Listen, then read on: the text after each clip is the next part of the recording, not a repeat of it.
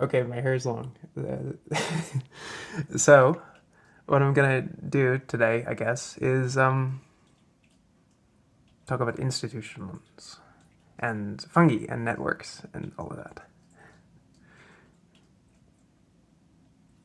So, okay, to start with, there's just this notion of centralization and decentralization. You know, you can kind of have an idea of like what it is, sort of. Like centralization seems to be like honing in on like a single structure of sorts. Um, I often like to think of it in terms of like information, like you're honing in on it's maybe there's a chain of command, like that's maybe the most simple example of a very centralized organization. Yeah, like a ladder system. It works often.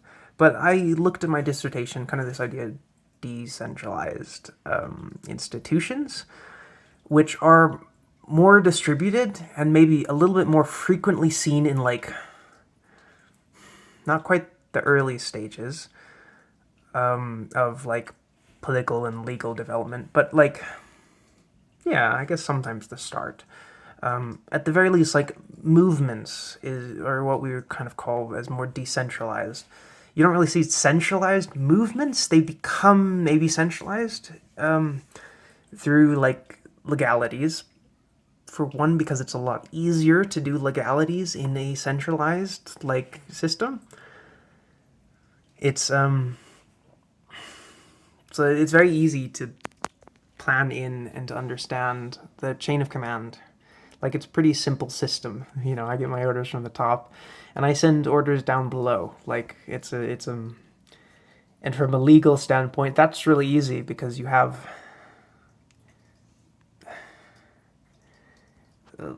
different levels that experience different legalities. Maybe a very easy example is that cities experience different legalities from people. There's some overlap, which is kind of funny. Is you can sue a person, you can sue a city, so there's clearly something. But cities are somewhat indefinite. Cities don't have to deal with notions of insurance, not really, unless you're thinking about, say, climate change, when maybe you do have to think about that. But it seems like different rules that they follow, at the very least. So cities are quite decentralized if you think about it. Most of the time, you have like maybe a better word might be distributed. Like you'll sometimes come across distributed versus centralized versus decentralized. At least how I see it is distributed has a little bit more of the what is it, like a small world graph. Like you have nodes that are very concentrated and connected. You have very like specific nodes. Like this is the financial district of a city. But you also have like a lot more like spread out dynamics. Like there isn't a single tower that makes the decisions and sends it down.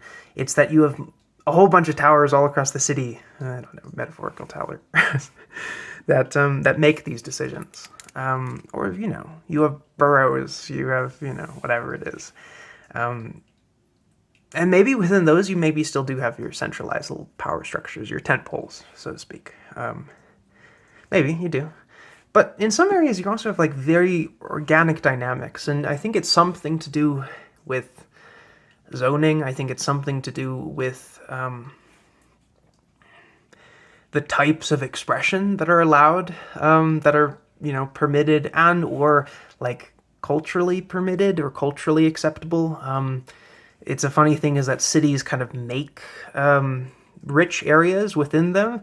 And I'm saying rich is a bit more broad than just, say, financial richness. So they can have these organic, spontaneous, interesting, and dynamic places in cities. So cities are very interesting because they have a variety of places, and places are interesting because we interact with place as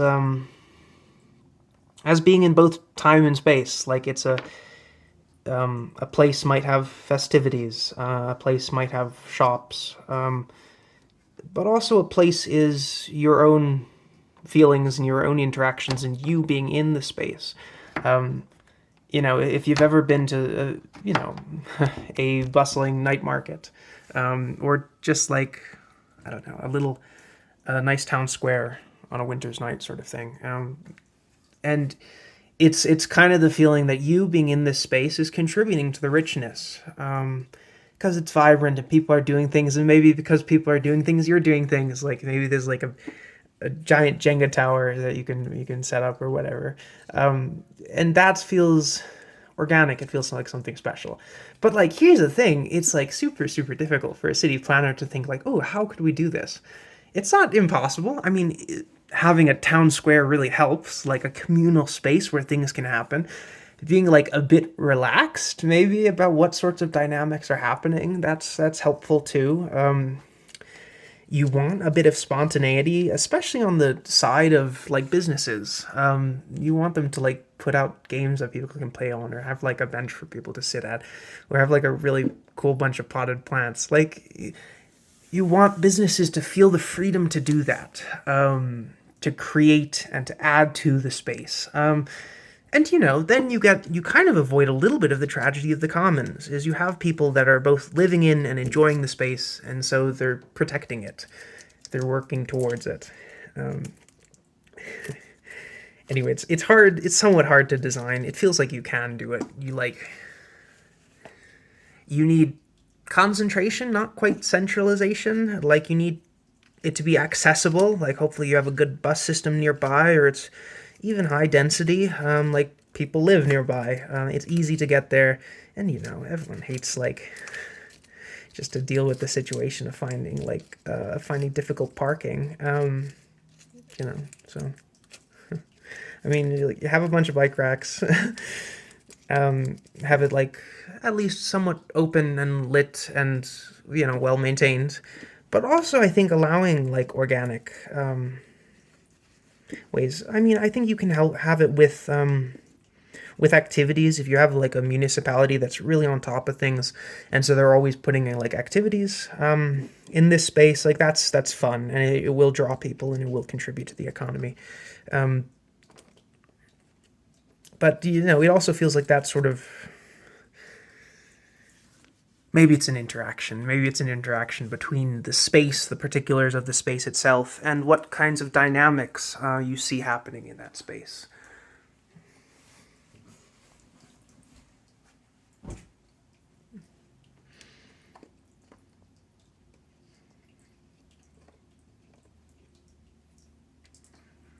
Anyway, you see decentralization in social movements quite a bit, because it works. Like, it works well. And it's kind of the case that,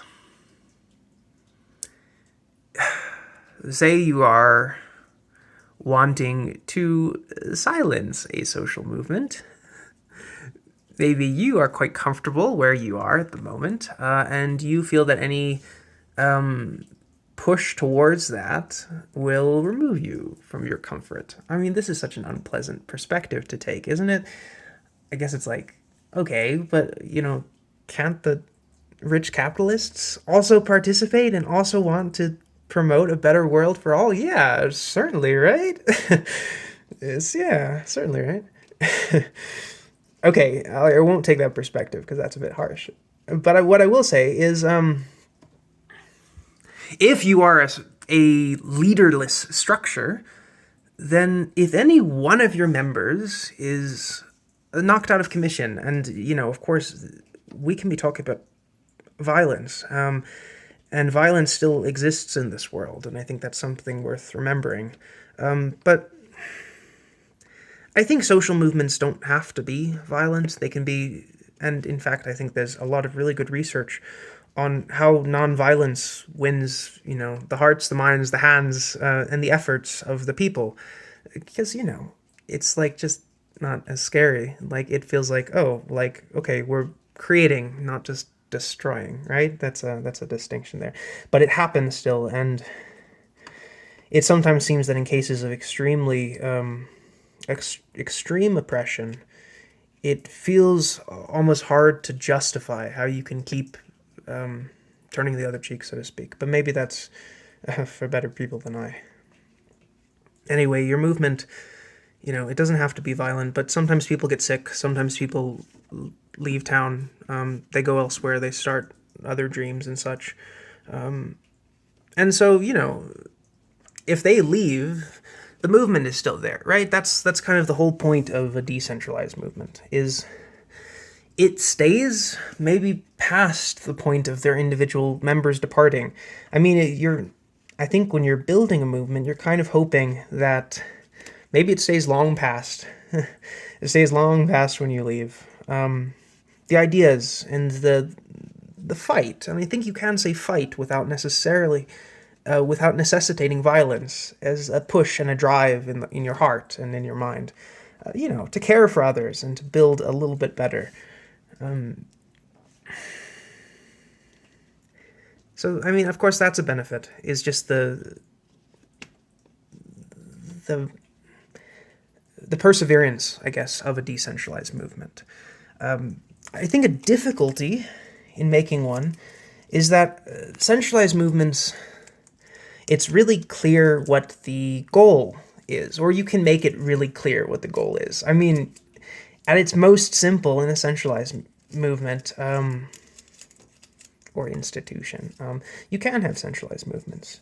But I guess I feel that they're a little bit rarer because the way in which we seem to just work with others is in a somewhat decentralized way.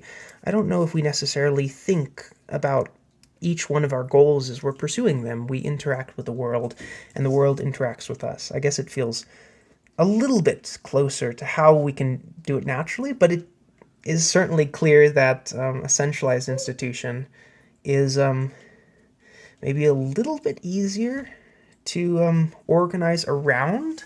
That's kind of the thing. Maybe it's just the thing that it's way more than just a single dimension between centralized and decentralized. I think it's just that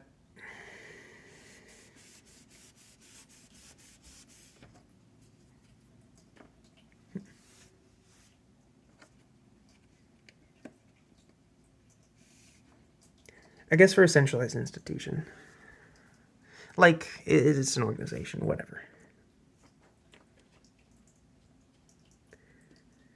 It's pretty easy to have a common goal and motive. At its simplest, it can just be do whatever the top guy wants to do. The top dog, I guess.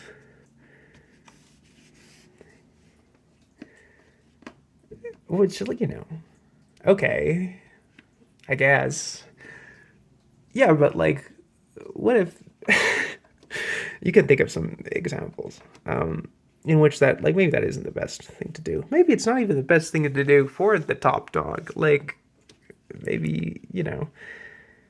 maybe it's good to have the ability to respond a little bit organically to problems, to even crises that emerge at I think maybe an issue about seeing things through a centralized institution frame is you say above and below, and that's not very nice, is it? Yeah. Even the whole notion. Nobody ever says superordinates, but I don't know, just not very nice. In a decentralized institution, you can still mobilize around things. And I think that's as you're kind of stepping a little bit more into what I said was distributed, it's little centers of concentration in a big decentralized network. And you can kind of maybe see a phase transition happening, is that if you get these little centers start consolidating, you could eventually go all the way up and have a very fully centralized system. And in some ways, this is the goal of a lot of social movements, is to join with others. But I guess the difficulty arises is the centralized, if you do end up forming a centralized institution, one in which you do have at least some notion of hierarchy that you can send orders through, with the unpleasantness that that might bring, but you could make it fair and just. I think you could. You want it to be flexible, to be capable of responding to change and things that are happening on the lowest levels. This is what, at least what I heard, was a difficulty that could sometimes present itself with the Chinese Communist Party ladder system of organization, where essentially it is the case that you have a boss or a superior, and they have a boss or a superior, and it goes all the way up until you reach like the party center, so to speak. But a difficulty of that is that, say, my boss is managing 10 guys, 10 others. Then,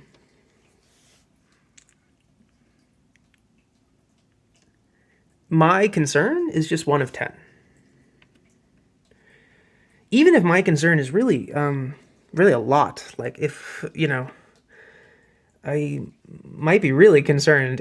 I might be dealing with an environmental catastrophe on my hands, which can be quite localized. So it might just be me dealing with it. But there's a difficulty is I won't necessarily get the resources from my boss then. Not necessarily, unless I can really make a case that perhaps that this affects us all. That's a powerful way to do it. But, sometimes not, which really sucks. And I think you can think of examples that are just like that. And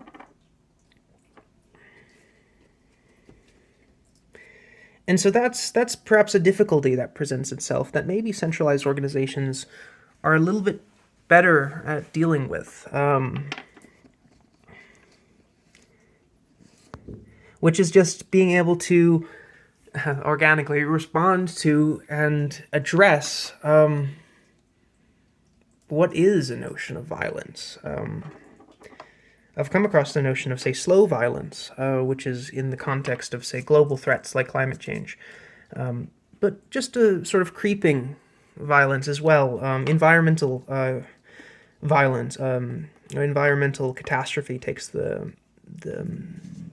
looks like slow violence sometimes too. It's just a creeping injustice. It pervades and it doesn't seem to be prevented or addressed in any way. That's something that perhaps decentralized organizations are better equipped to deal with. Because I guess in my mind, a decentralized organization has autonomy in the decentralization, in the fact that different dynamics are allowed to persist under this broad umbrella of all of this organization.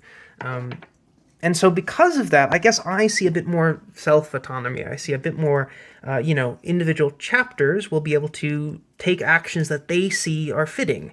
They don't need to necessarily rely on an order to come down. They can take actions that they feel would address this solution. And actually, it is the case that when we join together in groups and organizations, I guess at least one thing is to having some sort of organization involved with it, some structure. So there is structure, which is an interesting thing about decentralized organizations, that allows us to address challenges when we come up on them. Anyway, I wrote about some of these ideas for my dissertation. If you want to check it out, it's something about slime molds and more than human worlds, something like that. Anyway, I guess stay safe and peace and all of that good stuff.